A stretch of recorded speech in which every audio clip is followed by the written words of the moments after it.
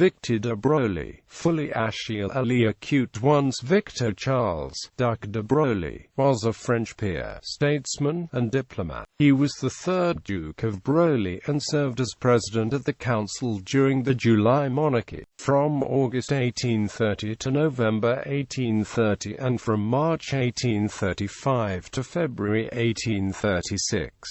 Victor de Broglie was close to the liberal Doctrinaires who opposed the ultra-royalists and were absorbed, under Louis-Philippe's rule, by the Orléanists.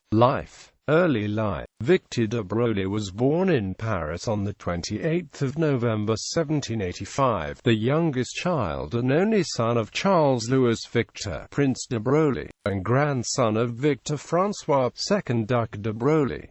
While his grandfather emigrated, his parents were imprisoned during the Terror. His father was guillotined in 1794, but his mother, the former Countess Sophie de Rosen, managed to escape to Switzerland, where she remained until the fall of Robespierre. She then returned to Paris with her children, 3 elder daughters and 1 son, and lived there quietly until 1796, when she married the Marquis René Voyer de Paul, Marquis d'Argenson, grandson of Louis XV, a minister of war. On his grandfather's death in 1804, Victor de Broglie became the third Duc de Broglie. Under the care of his stepfather, the young duke received a careful and liberal education and made his entrée into the aristocratic and literary society of Paris under the First French Empire. In 1821, his wife, Albertine,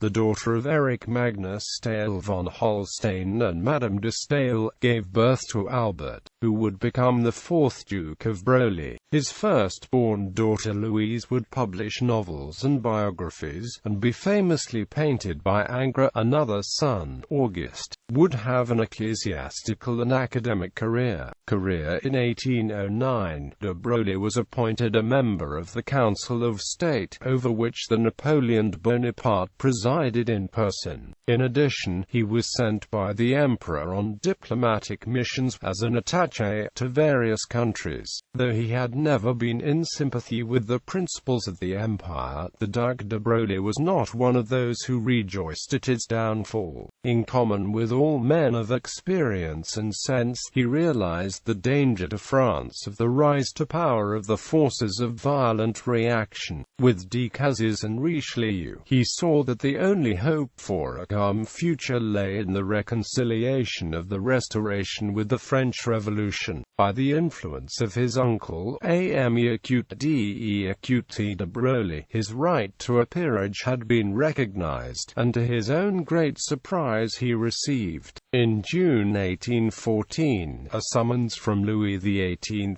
to the Chamber of Peers. There, after the 100 Days, he distinguished himself by his courageous defensive martial name, for whose acquittal he, alone of all the peers, both spoke and voted. After this defiant act of opposition, it was perhaps fortunate that his impending marriage gave him an excuse for leaving the country. On the 15th of February 1816, he was married at Leghorn to Albertine, Baroness Staël von Holstein, the daughter of Madame de Staël. He returned to Paris at the end of the year, but took no part in politics until the elections of September 1816 broke the power of the ultra-royalists and substituted for the Chamber Introuvable a moderate assembly composed of liberal doctrinaires. De Broglie's political attitude during the years that followed is best summed up in his own words. From 1812 to 1822, all the efforts of men of sense and character were directed to reconciling the Restoration and the Revolution, the old regime and the new France.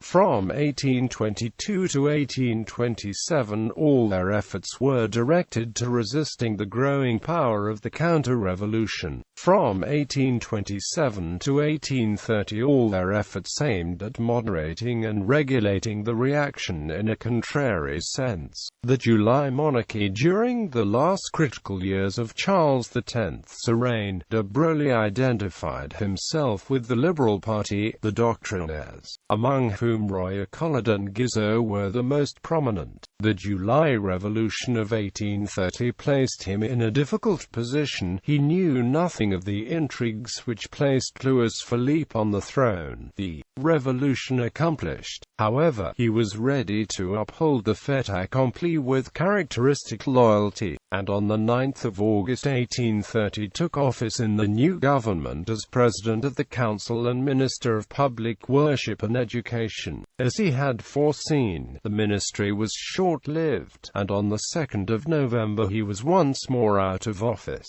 During the critical time that followed, he consistently supported the principles which triumphed with the fall of Louis-Philippe, representative of the centre-left Parti du Movement, and the accession to power of Casimir Péria, leader of the centre-right Parti de la Résistance, in March 1831.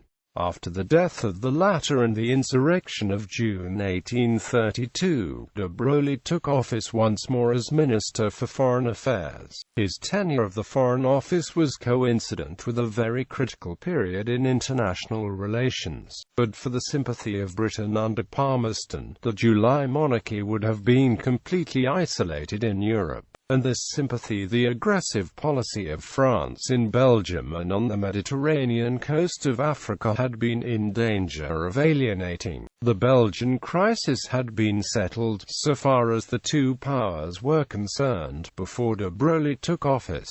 But the concerted military and naval action for the coercion of the Dutch, which led to the French occupation of Antwerp, was carried out under his auspices. The good understanding of which this was the symbol characterized also the relations of de Broglie and Palmerston during the crisis of the First War of Muhammad Ali with the Porte, and in the affairs of the Spanish Peninsula. The common sympathy with constitutional liberty led to an agreement for common action, which took shape in the Quadruple Alliance between Britain, France, Spain and Portugal, signed at London on the 22nd of April 1834.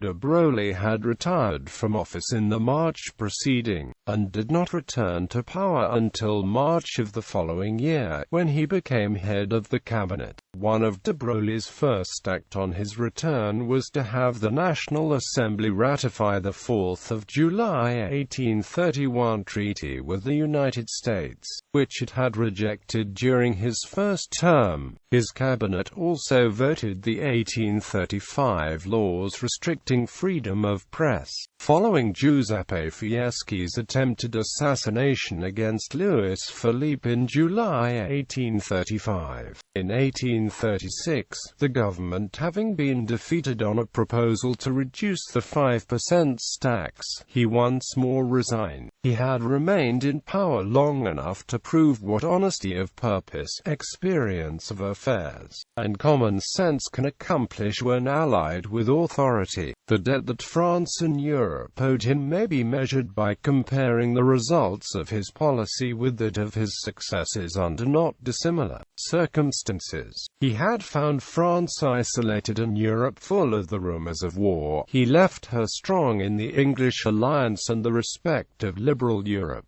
and Europe freed from the restless apprehensions which were to be stirred into life again by the attitude of Thiers in the Eastern question and of Guizot in the affair of the Spanish marriages. From 1836 to 1848, de Broglie held almost completely aloof from politics, to which his scholarly temperament little inclined him, a disinclination strengthened by the death of his wife on the 22nd of September 1838. His friendship for Guizot, however, induced him to accept a temporary mission in 1845, and in 1847 to go as French ambassador to London.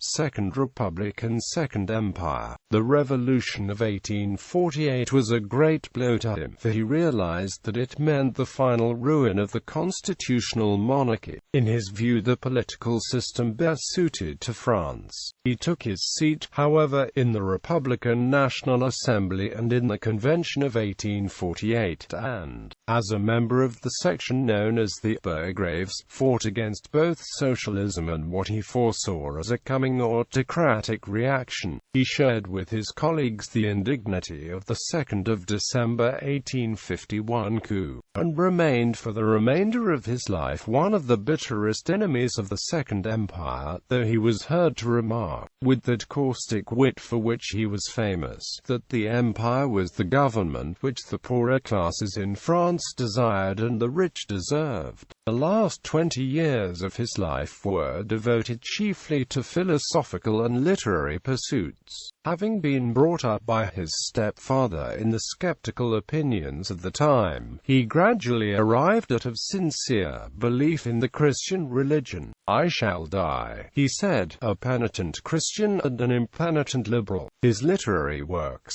though few of them have been published, were rewarded in 1856 by a seat in the Académie Française, replacing Louis de Beaupoil de Saint-Aulaire, and he was also a member of the Académie des Sciences Morales et Politiques. In the labors of those learned bodies he took an active and assiduous part. Works besides his Souvenirs in 4 vols.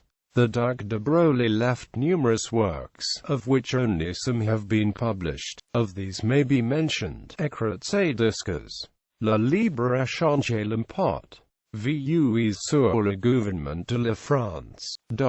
This last was confiscated by the imperial government before publication.